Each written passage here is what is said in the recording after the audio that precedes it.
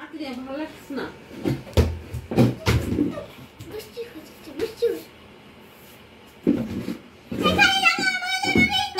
তো কি আমাকে বল না, পড়ে চলে যাই। পড়বে না, লিখবাও তুমি। এই যে দেখো, আমি লিখে দিচ্ছি তাড়াতাড়ি। দেখো আমি তোমাকে এক্সাম করাবো, সব কিছু করবো। এখান থেকে এত অবধি রিডিং করাবো, আবার এখান থেকে এত অবধি রিডিং করাবো। বলে রাখতেছি, এখান থেকে এত অবধি রিডিং করাবো। সব করে আজকে তোমাকে আমি রিডিং করাবো। এখানে দেখাও, তোমাকে আমি লাল পেন দিয়েও কিন্তু বুঝাইছি যে হেডিংটা বলো তুমি, তাও কানটা শুনো নাই। এই যে সেগুলি চুল আছে না, এগুলো সব কেটে দাও, কেটে দিব এগুলো কানের মাঝখান দিয়ে। বলে দিচ্ছি, কানটা মানে চুলবেন না, কানবেন। কথা বলো, তোমাকে এখন রিডিং করানো মানে আমার গলা খারাপ করা। ওরো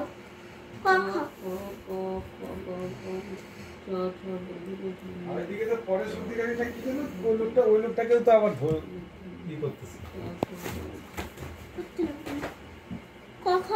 পড়া মানে তুমি এরকম করে পড়ো কেন? তোমার না, আমি তো ঠিকই পড়তেছি। আর তুমি যদি বড় এখানে তাকাবা, তুমি যদি হচ্ছে ডিপ করে পড়তে চাও তাহলে এরকম করে পড়বে। ক খ গ ঘ উমা। যদি হালকা করে পড়তে চাও তাহলে ক খ গ ঘ উমা এরকম করে পড়বে। পড়ো, উপরের থেকে নিচে আসতেছে, আবার উপরের থেকে নিচে আসতেছে, কোন সময় নিচের থেকে উপরে চলে যাবে। পড়ো না, অনেক বাজে খাইতে হবে। তুমি পড়ো, তোমার 12টা বাজুক। কাল দুপুর 12টা বাজুক, কালকে পরদিন দুপুর 6টা বাজুক, যাই বাজুক না, আমি তোমাকে কতক্ষণ না হবে এটা হয়েছে। এবার পারবে বলো, তাহলে বলো। এখন যদি না পারো না, আবার তো এরকম বড় বড় ইস্যুতে যে খামের মধ্যে লেখা সব নাম ঠিকানা বাদ দিয়ে লিখো।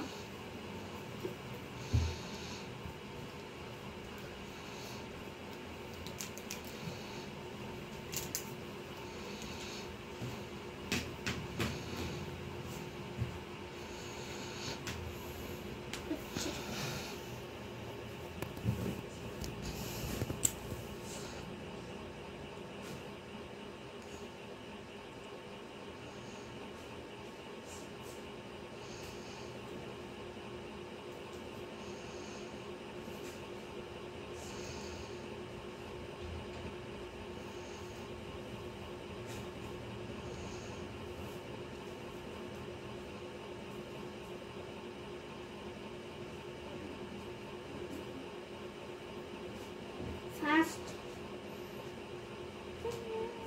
কোনো থেমে না, যা পারো তুমি তাই লিখবে, কোনো থেমে থাকবে না। এই লেখাটা বোঝা যাচ্ছে না, ঠিক করো এটাকে।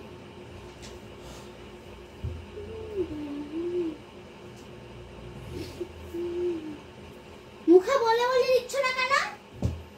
মুখে বলে দিচ্ছ না কেন? জোরে জোরে বলো, মুখে জোরে জোরে বলবে। কি বলবে না? আবার প্রথম থেকে পড়ে রাখো, পড়ে বলো, পড়ে রাখো।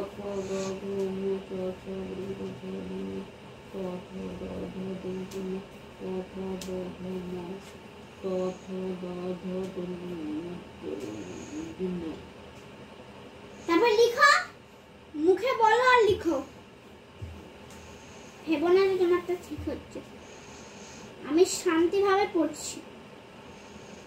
ভেবো না তাহলে আমি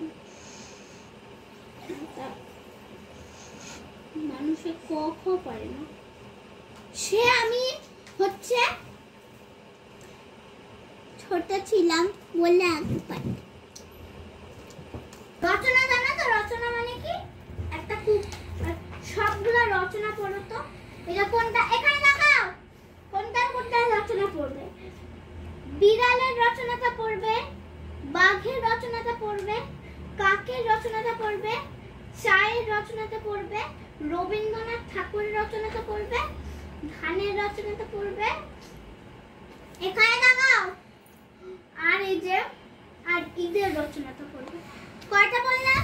বিড়ালের এখানে তাকাও, এখানে তাকাবা,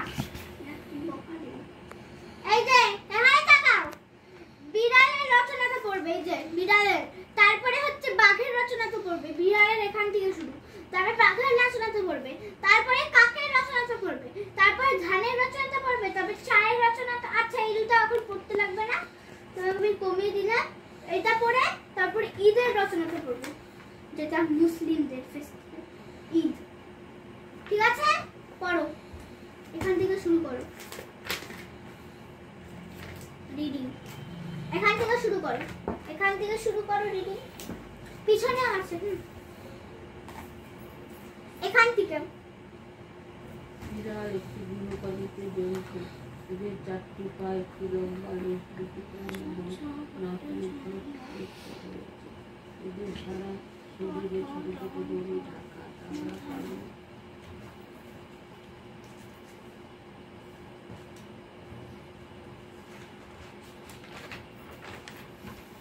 সাদা কালো পড়ো এটা, ফার্স্ট বাঘ পড়ো।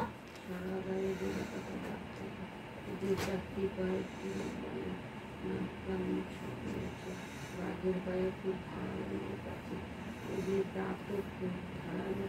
এরা জঙ্গলে বাস করে এবং গরু, মহিষ, হরিণ ইত্যাদি শিকার করে তাদের মাংস খায়।